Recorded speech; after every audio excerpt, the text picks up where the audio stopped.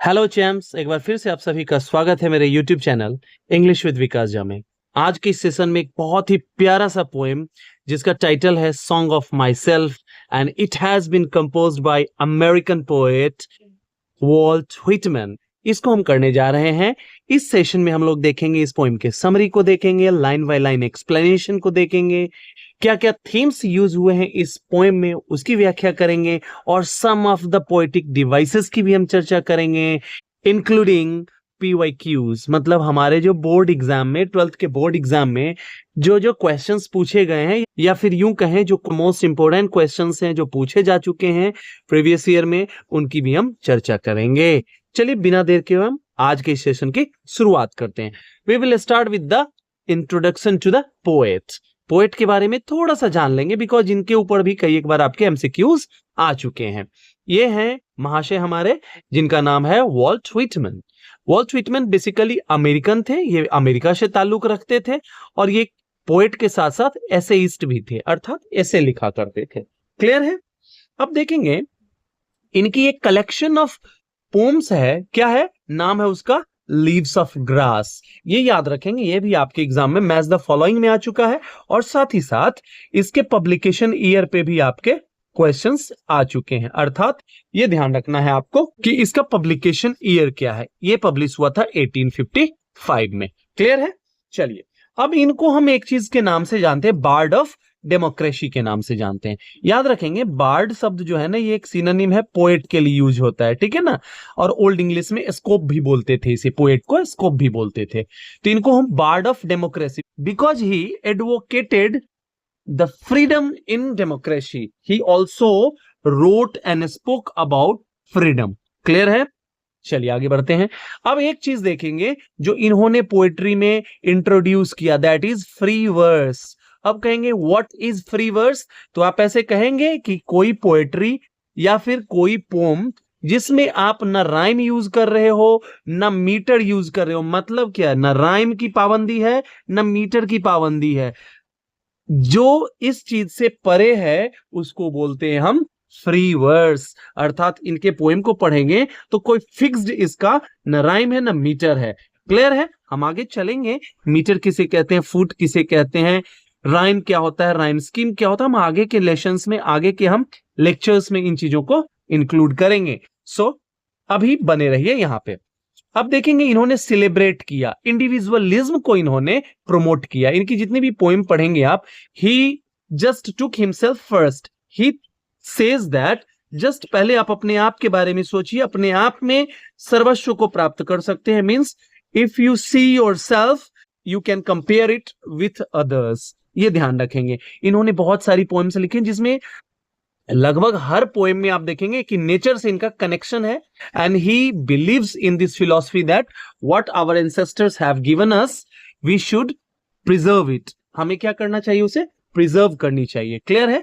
और साथ ही साथ मैंने बताया डेमोक्रेसी पे भी इन्होंने बहुत एडवोकेसी की है। चलिए आगे बढ़ते हैं। अब देखेंगे introduction to song of my self. ये ब्रीफ है, इसमें हम जानने की कोशिश करेंगे कि व्हाट इज द थीम और what is the crux of the poem song of my self. Clear है? चलिए आगे बढ़ते हैं। ये कहता है ये लीव्स ऑफ ग्रास का एक पार्ट है, means it is an extract. Extract का मतलब होता है कि something that is taken from, कोई चीज जो कहीं से लिया गया है। तो लीव्स ऑफ ग्रास एक कलेक्शन ऑफ पोम्स है, उसका ये पार्ट है, उसका एक एक्सट्रैक्ट है। क्लियर है? कौन? Song of my self. ये याद रखना है आपको, MCQs पूछे जा चुके हैं प्रीवियस ईयर में। Celebrates the self and the universe. इस पोएम को जैसे ही आप पढ़ोगे ना, तो आपको मैं जब बताऊंगा, इंटरप्रिटेशन करूंगा, फिर आपको समझ में आएगी क्या उन्होंने सेल्फ की बात क्यों की है, और सेल्फ से यूनिवर्स की यात्रा को उन्होंने कैसे कनेक्टेड किया है। ठीक है ना? चलिए, ही एडवोकेट्स इक्वालिटी। इक्वालिटी मतलब क्या है? हर व्यक्ति एक जैसा है, किसी में किसी भी प्रकार से नेचर ने आपको एडवांस नहीं दिया है या किसी को एज नहीं दिया है। We all are equal in front of nature. ठीक है ना? नेचर के सामने हम सब एक जैसे हैं, हम में किसी भी प्रकार की कोई अधिकता नहीं है किसी चीज की। और साथ ही साथ इन्होंने बताया फ्रीडम कितना रिक्वायर्ड है। If you want to develop in all aspects you need freedom. Freedom of speech होनी चाहिए। मतलब आप देखेंगे इस कविता में कि स्पिरिचुअलिटी तो है ही, एग्जिस्टेंशियलिज्म का भी कॉन्सेप्ट है। मींस कि आप एग्जिस्ट ही क्यों करते हो। ठीक है, चलिए आगे बढ़ते हैं। Uses free verse and conversational style. अब याद रखेंगे कि ये फ्री वर्स तो मैंने बात किया, इनकी कविताओं में मैक्सिमम आप देखोगे फ्री वर्स में लिखते हैं ये, लेकिन ये कन्वर्सेशनल स्टाइल क्या है? कन्वर्सेशनल स्टाइल है कि जैसे इनकी कविताओं को आप पढ़ेंगे तो लगेगा कि ये वार्तालाप हो रहा है, दो के बीच में डिबेट हो रहा है या दो के बीच में बातचीत हो रही है, इस स्टाइल में इन्होंने लिखा है। चलिए नेक्स्ट स्लाइड की ओर चलते हैं। अब देखेंगे हम सबसे पहले पोम को रिसाइट करेंगे, पोएम के टेक्स्ट को पूरा जितना भी आपके। अब मैं आपको बता दूं, ये जो पोम है आपका ना, ये पूरी की पूरी कविता नहीं है, ये एक्सट्रैक्ट है, ये भी कुछ ही है पार्ट उसमें से। तो मैं इसको पहले रिसाइट करता हूं। कहता है, I celebrate my self and sing my self and what I assume you shall assume for every atom belonging to me as good belongs to you. I loaf and invite my soul, I lean and loaf at my ease, observing a spear of summer grass. My tongue, every atom of my blood, formed from this soil, this air, born here of parents, born here from parents the same, and their parents the same. I, now 37 years old, in perfect health begin, hoping to cease not till death. Creeds and schools in abeyance, retiring back a while sufficed at what they are, but never forgotten. I harbor for good or bad. I permit to speak at every hazard. Nature without check with original energy. ये आपका पूरा का पूरा poem है। Clear है? अब हम आगे देखेंगे कि इसमें हर एक लाइन में पोएट ने क्या कहा है, और फिर आप एग्जाम के लिए भी प्रिपरेशन ढंग से कर सकते हो। वीडियो के अंत तक बने रहिए ताकि आपको मैक्सिमम बेनिफिट मिल सके। चलिए, first of all we are going to deal with summary of the poem. मतलब कि पूरी की पूरी जो हमारी कविता है या जो पोम है, इसका मतलब क्या है, कवि कहना क्या चाह रहे हैं। तो मोटा मोटी पहले देखेंगे, फिर हम लाइन बाय लाइन चलेंगे आगे। कहता है, song of my self celebrates the self, nature and the spiritual bond among all living things. यहां पे उन्होंने बताया है कि इस कविता में उन्होंने बताया कि हर एक सेल्फ, हर एक व्यक्ति का क्या संबंध है नेचर से, और नेचर हो, इंसान हो, एक दूसरे से, या फिर अपने आप की बात हो, ये कैसे एक दूसरे से स्पिरिचुअली बॉन्डेड हैं। मतलब हम आध्यात्मिक तौर पर एक दूसरे से किस तरह से जुड़े हुए हैं। हर लिविंग बींग्स की बात की जा रही है, हर लिविंग थिंग्स की बात की जा रही है। क्लियर है? फिर कहता है, it presents the poets personal philosophy. Obvious बात है कि आप देखेंगे कि इनके बुक्स को, इनकी पोम्स को क्या कर दिया गया था, अमेरिका में बैन कर दिया था। मींस इनको ऑब्सिनिटी के रूप में देखा गया था कि how can he think about himself. ये पोएट है, ये कैसे अपने बारे में सोच सकता है, हाउ कैन बी सेल्फिश। ये इनके बारे में बताया जा रहा था कि कैसे कोई सेल्फिश हो सकता है। लेकिन इनके मरने के बाद एक समय जब बीता तो इनको बहुत ही इज्जत दिया जाने लगा। क्यों? क्योंकि कभी कभी होता है कि हम कोई चीज लिखते हैं ना, समय से आगे लिख देते हैं, उस समय के लोगों को समझ में ही नहीं आता था। ठीक इनके साथ ऐसा ही हुआ। ठीक है, अब देखेंगे इन्होंने अपनी पर्सनल फिलॉसफी को एक्सप्रेस किया है, प्रेजेंट किया है इस पोम में, और साथ ही साथ ये बहुत ही विजनरी हैं, और इन्होंने जो एक विजन प्रस्तुत किया किस चीज को लेकर के, डेमोक्रेसी और फ्रीडम को लेकर के, ये इस पूरे कविता में बार बार दिखाया गया है, बताया गया है, जताया गया है। क्लियर है? आगे देखेंगे, यहां इन्होंने बताया है कि इस पोएम में उन्होंने रीडर्स को इनवाइट किया है। किस चीज के लिए? कि इंडिविजुअलिटी को आप इम्ब्रेस कीजिए। इम्ब्रेस का मतलब होता है गले लगाना। ठीक है ना, EMBRAC, इम्ब्रेस मतलब गले लगाना। मींस आप ना इंडिविजुअलिटी को अपनाओ। मींस पहले तो अपने आप को स्वीकार करो। First of all you need to accept yourself what you are. आप जो भी हैं, आप उस चीज को एक्सेप्ट कीजिए। मतलब आप जैसे भी हो, पहले तो उसको एक्सेप्ट कीजिए आप, फिर ना आप कनेक्टेड होंगे, कनेक्टेड फील करेंगे, कनेक्ट होंगे किसी चीज से। कहता है connect with the universe. Means पहले तो आप अपने आप को एक इंडिविजुअल के रूप में सोचो, फिर दूसरों से आप कनेक्ट होगे। क्या होता है, सामान्य तौर पर हम अपने जीवन में देखते हैं कि हम अपने आप को दूसरों से अलग मानते हैं। स्वाभाविक सी बात है, हर व्यक्ति अपने आप में अलग होता है। लेकिन जब आप उसको भौतिक रूप में मान लेते हो, मतलब मेटेरियलिस्टिक अप्रोच के साथ आप मान लेते हो, तब वो सारा फर्क उत्पन्न होता है। कहते हैं कि आप स्पिरिचुअलिटी में जाइए ना, सब एक जैसे हैं। आपके अंदर भी आत्मा है, हमारे अंदर भी आत्मा है, हम सब एक जैसे ही बने हुए हैं। इस चीज को आप लेके चलिए, ठीक है। आगे इन्होंने कहा है it blurs the boundary between the self and others. अब ये ब्लर करने का मतलब क्या है?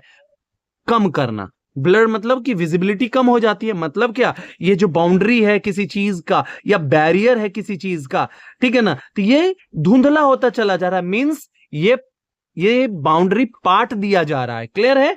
मींस सेल्फ और अदर्स के बीच जो ये डिफरेंसेस हैं इनको कम करना सीखिए।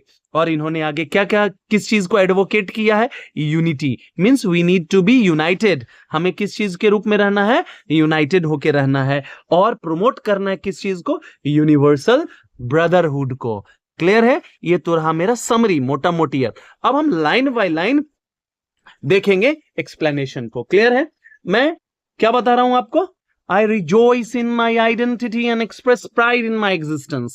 अब कहेंगे कि सर ये आप क्या बोल रहे हैं, कहां से बोल रहे हैं? कोई बात नहीं, मैं आपको अभी बताता हूं कि मैं कहां से बोल रहा हूं और क्या बोल रहा हूं, ठीक है। सबसे पहले तो बुक लेके सामने बैठिए, एक एक लाइन को मैं बताऊंगा। फर्स्ट लाइन क्या है आपका? आई celebrate my self and sing my self. तो कहते हैं कि आई रिजॉइस इन माई आइडेंटिटी, मतलब ये कभी कहते हैं आई celebrate my self and sing my self. He enjoys being himself.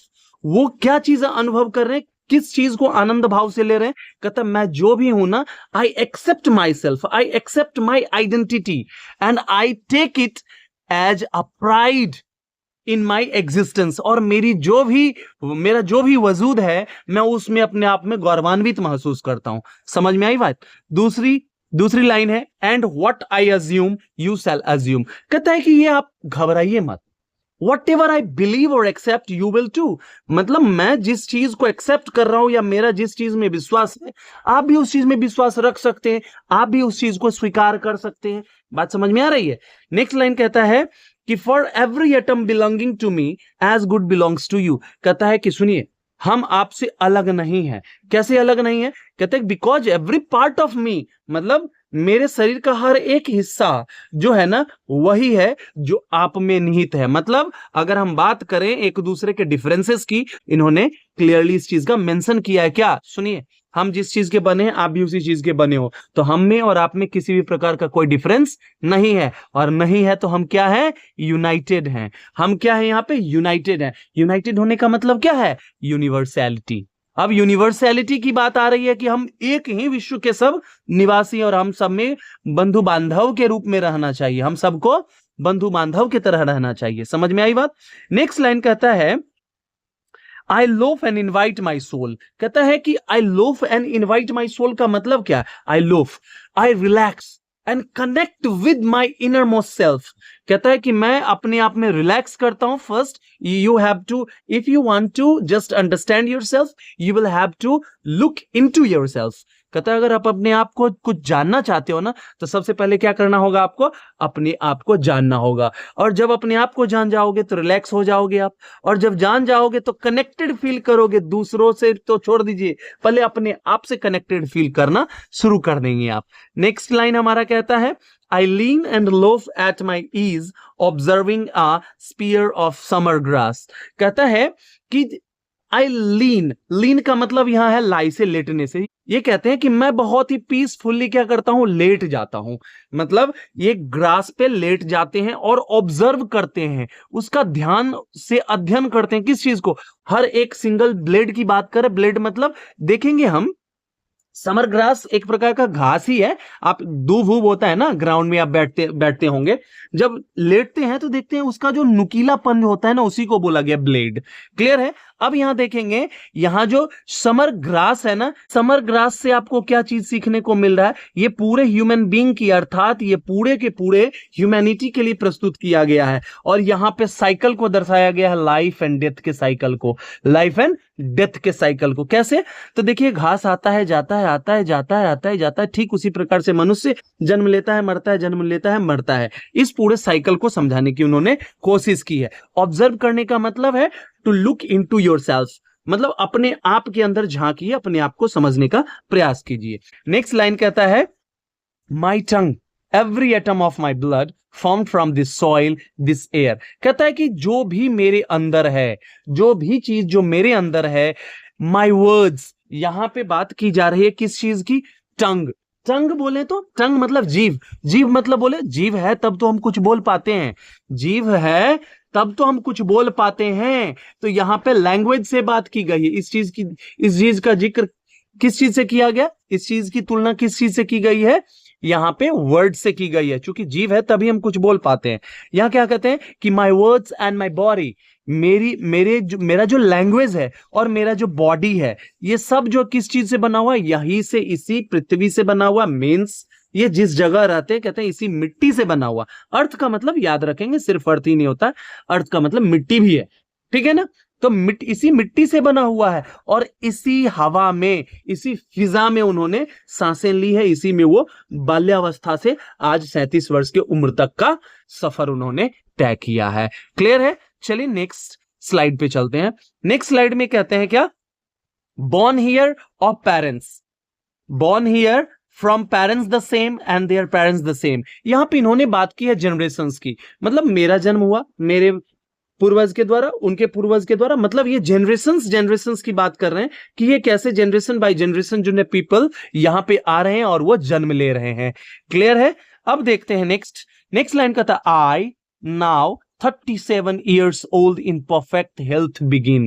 कहते हैं कि सुनिए, मेरी उम्र 37 वर्ष की हो चली है और मैं परफेक्ट हेल्थ में हूं, मतलब मैं स्वस्थ हूं, चंगा हूं, भला हूं, ठीक है ना। I begin this spiritual journey. अब ये किस जर्नी की बात की जा रही है यहाँ पे इन्होंने बात की है स्पिरिचुअल जर्नी की। स्पिरिचुअल जर्नी का क्या मतलब, हम मेटेरियलिस्टिक लाइफ को छोड़ करके हम आध्यात्म की ओर चल रहे हैं। हम कहां जा रहे हैं? हम भौतिकता से दूर जा रहे हैं, हम आध्यात्म के दौर में जा रहे हैं, जहां पर हमें मानसिक संतुष्टि की बात करनी है, जहां पे हमें मानसिक शांति की बात करनी है, ठीक है ना, नेचर से कनेक्टेड फील करने की बात की जा रही है, ठीक है ना। नेक्स्ट लाइन है, hoping to see is not till death. और कहते हैं and I intend to continue until I die, means I want to just go on this path, on the path of a spiritual journey till I die, until I die, means जब तक मैं मरूं ना तब तक मैं इसी रास्ते पर बढ़ना चाहता हूं, इसी रास्ते पर आगे चलना चाहता हूं, ठीक है ना। इन्होंने अपना इंटेंशन पूरा दिखा दिया कि सुनिए, मैंने बहुत सारे मेटेरियलिस्टिक लाइफ के एस्पेक्ट्स को देखा, लेकिन अब मैं किस तरफ जाना चाहता हूं, स्पिरिचुअल जर्नी पे जाना चाहता हूं। मैं उस जर्नी को पूरा करना चाहता हूं जहां पे मुझे मानसिक शांति मिले, जहां पर मैं ये समझ सकूं कि हर जीव एक समान है। क्लियर है? नेक्स्ट लाइन हमारा है, creeds and schools in abeyance. Creed का मतलब क्या है? क्रीड का मतलब है पंथ, मतलब मानने का तरीका। किसी धर्म में, किसी भी धर्म में देखेंगे आप कि उस धर्म के लोग उस चीज को कैसे मान रहे हैं। एक देखेंगे सगुण, एक निर्गुण, ये जो हमारा मानने की जो धारा है, ऐसे बोल सकते हैं। क्रीड्स एंड स्कूल्स का मतलब थॉट प्रोसेस की बात है कि सुनिए, इन्होंने कहा कि सुनो, मैं जो भी चीजें हैं, जो भी फॉर्मल बिलीफ्स हैं, जो समाज में जो ये जो मानने की प्रथा जो है ना, मैं इसको साइड रख रहा हूं, मैं इसको थोड़ी देर के लिए रोक रहा हूं, ठीक है ना। अवेयंस का मतलब होता है रोकना, किसी चीज को स्थगित करना। कहता है कि मैं इन चीजों को रोक रहा हूं, चाहे वो एजुकेशनल सिस्टम ही क्यों ना हो या फिर फॉर्मल बिलीफ सिस्टम ही क्यों ना हो, मैं इस चीज को कुछ देर के लिए होल्ड पे रख रहा हूं। क्लियर है? साथ ही साथ ये बताते भी है कि सुनिए, मैं इसको पूर्ण रूपेण नकार नहीं रहा हूं, बस कुछ समय के लिए इसको मैं थोड़ा साइड में रख रहा हूं, थोड़ा ठंडे वस्ते में रख रहा हूं। क्लियर है? फिर आगे कहते हैं नेक्स्ट लाइन में इन्होंने कहा क्या, retiring back a while sufficed at what they are but never forgotten. कहता है कि सुनिए, मैं इस चीज से स्टेप अवे हो रहा हूं, थोड़ा दूर हो रहा हूं। इसका मतलब ये नहीं है कि मैं परमानेंटली इस चीज से दूर हो रहा हूं, मतलब ये मेरा इससे अलग होना, इससे दूर होना टेम्पररी है, ठीक है ना, कुछ क्षण के लिए है। और ना ही मैं इसे रिजेक्ट कर रहा हूं कि I am not going to value it और I am not going to accept it, नहीं, ऐसी बात नहीं है। Just pausing it, just pause कर रहा हूं, and I still respect and remember them. मैं उसका उतना ही सम्मान करता हूं आज भी जितना पहले करता था, और मुझे ये चीजें याद हैं, हमारे पूर्वजों ने जो भी चीजें हमें दी हैं सौगात के रूप में, एक जो हेरिटेज के रूप में, मैं उसे भुलाना नहीं चाहता, मैं उसकी आदर सम्मान करना चाहता हूं। क्लियर है? नेक्स्ट लाइन कहता है, आई हार्बर फॉर गुड और bad, I permit to speak at every hazard. यहां पे उन्होंने बोला है कि सुनिए, कि जो भी थॉट्स हैं, मतलब जो स्कूल ऑफ थॉट है ना, जो भी विचारधारा है, चाहे वो आप उसे सही मानते हो या गलत मानते हो, कोई दिक्कत नहीं, मैं उसका स्वागत करता हूं, चाहे वो किसी भी प्रकार के हो, कितने भी प्रकार हो उसके मुझे उसका कोई गम नहीं है या उससे मुझे कोई शिकायत नहीं है। और सुनिए, साथ ही साथ इन्होंने क्या दिखाया है, अलाउ किया है। किस चीज को? मीन्स ये कहते हैं कि allow them to be express freely, मतलब आपके अंदर जो भी भावनाएं हैं, चाहे वो गुड हो और बैड हो, लेट देम कम आउट, उसे बाहर आने दो, उसे एक्सप्रेस करो। मीन्स यहां पे बोला है उन्होंने क्या, कि फ्रीडम होनी चाहिए। मीन्स आपके मन में जो भी विचारधारा है, जो भी विचार आ रहे हैं, उसको आप क्या कीजिए, प्रकट कीजिए। मतलब सप्रेशन नहीं होना चाहिए, वहां ऑप्रेस्ड फील नहीं होना चाहिए। मतलब यहां पे फ्रीडम की बात की है, यहां जो थीम है क्या है, फ्रीडम का है। क्लियर है? Even if there is risk involve, कहता है कि यदि आपको जानकारी है कि इस चीज को बोलने के बाद मेरे साथ कुछ बुरा हो सकता है, फिर भी आपको लगता है बोलना चाहिए, तो आपको बोलना चाहिए। क्लियर है? चलिए, इस पोएम का लास्ट लाइन जो हमारा है, जो कि बहुत ही बेहतरीन मीनिंग को एक्सप्रेस करता है, क्या? Nature without check with original energy. इन्होंने कहा, क्या कहा, कि सुनिए, जो भी आपको जो नेचर ने दिया है उसे आप गले लगाइए, उसके उसके अपने प्योरेस्ट फॉर्म में, मतलब शुद्धतम रूप में उसे आप गले लगाइए, चाहे वो अनकंट्रोल्ड फॉर्म ही क्यों ना हो। ठीक है ना? उसमें क्या है, आपका ओरिजिनल लाइफ छिपा हुआ है, उसी में क्या है, लाइफ है। और लाइफ है जहां पे फोर्स भी वही है, बल, मतलब लाइफ को दिशा देने के लिए। समझ में आई? आई होप कि आपको ये लाइन बाय लाइन एक्सप्लेनेशन बहुत ही मजेदार लगा होगा, और लगा होगा तो इसे मैक्सिमम बच्चों तक पहुंचाइए, ताकि उनको और भी बेहतर तरीके से तैयारी करने का मौका मिले। चलिए, अब देखते हैं, हम कुछ थीम्स की बात करेंगे जो इस पोम में यूज हुए हैं। फर्स्ट हमारा है celebration of self. First line है आपका क्या, I celebrate my self and sing my self. There is the theme of celebration of self, being self. आप अपने में मग्न रहिए, अपने आप को परखिए, अपने आप को ऑब्जर्व कीजिए, अपने आप को एग्जामिन कीजिए, तब आपको आनंद आएगा। क्लियर है? फिर उन्होंने बताया है क्या, यूनिटी एंड यूनिवर्सैलिटी। यूनिटी क्या है भाई, मतलब इन्होंने बताया ना, for every atom belonging to me as good as belongs to you. मतलब हम में और आप में कोई क्या चीज नहीं है, डिफरेंस नहीं है। मतलब यहीं पे तो यूनिटी की बात उन्होंने की है। Nature as a reflection of the soul, इन्होंने बताया कि नेचर सबसे बड़ा रिफ्लेक्शन है आपके। आप जिस तरह के परिवेश में रह रहे हो वही आपका बन जाएगा, क्या आपकी जो आत्मा है वो सेम बन जाएगी। क्लियर है? इन्होंने डेमोक्रेसी की भी बात की है, इक्वालिटी की बात की है, कि भैया सबको फ्रीडम मिलनी चाहिए बोलने की, जो भी उसके मन में विचार आ रहे हैं ना, उसको प्रकट होना चाहिए, उसको प्रकट करना चाहिए, अर्थात उसका प्रकटीकरण बहुत ही आवश्यक है। क्लियर है? और इनकी यात्रा कैसी है, स्पिरिचुअल एक्सप्लोरेशन है, अर्थात ये स्पिरिचुअलिटी को एक्सप्लोर करना चाहते हैं, वो डिस्कवर करना चाहते हैं, वो जो उनका जो एक नया रास्ता है उसको वो ढूंढना चाहते हैं, उस पर आगे बढ़ना चाहते हैं। अब देखेंगे हम लोग पोएटिक डिवाइसेस की भी चर्चा करेंगे कि कौन सी पोएटिक डिवाइसेस यहाँ पे यूज हुई। हमने देखा था फ्री वर्स क्या होता है, एक पोएट्री होती है जहां पे रेगुलर राइम और मीटर का अभाव होता है। क्लियर है? रिपीटेशन में क्या होता है कि एक ही चीज को रिपीट किया जाता है, कोई वर्ड या फ्रेजेस को रिपीट किया जाता है, ताकि उस पोएम में जो रिदम है उसको मेंटेन किया जाए या उस रिदम को जोरदार बनाया जाए। क्लियर है?